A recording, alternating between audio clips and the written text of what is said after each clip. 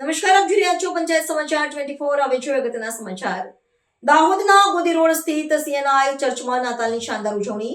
મધ્યરાત્રિએ આતિશબાજી સાથે પ્રભુ ઈશુના જન્મોત્સવને વધાવ્યો। દાહોદ શહેરમાં આજે પ્રભુ ઈશુના ખ્રિસ્તના જન્મોત્સવ એટલે કે નાતાલ પર્વની પરંપરાગત આસ્થા અને ભારે હર્ષોલ્લાસ સાથે ઉજવણી કરવામાં આવી હતી।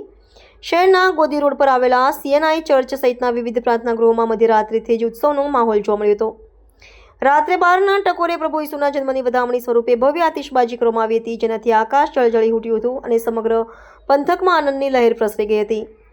આ પવિત્ર દિવસની ઉજવણીના ભાગરૂપે આજે વહેલી સવારથી જ ચર્ચમાં ખ્રિસ્તી સમાજના લોકોની મોટી ભીડ ઉમટી પડી હતી। શ્રદ્ધાળુઓએ નવા વસ્ત્રો પરિધાન કરી પ્રભુની આરાધના કરી હતી।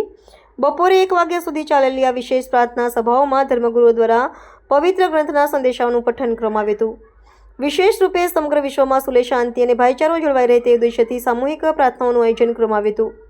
નાતાલના પાવન અવસરે ચર્ચ પરિસર શ્રદ્ધાળુઓથી ઉભરાઈ ગયું હતું અને શુભેચ્છાઓના નાદથી ગુંજી ઉઠ્યું હતું। નાના બાળકોથી લઈ વડીલો સુધી સૌ કોઈએ ઉત્સાહભેર એકબીજાને નાતાલની શુભકામનાઓ પાઠવી હતી। આ પ્રસંગે ખ્રિસ્તી બિરાદરોએ માનવતા અને પ્રેમનો સંદેશ પ્રસરાવ્યો હતો। દાહોદમાં યોજાયેલી આ ઉજવણીમાં સામાજિક સૌહાર્દ અને કોમી એકતાના દર્શન થયા હતા, જ્યાં શ્રદ્ધાપૂર્વક પર્વની ઉજવણી સંપન્ન થઈ હતી।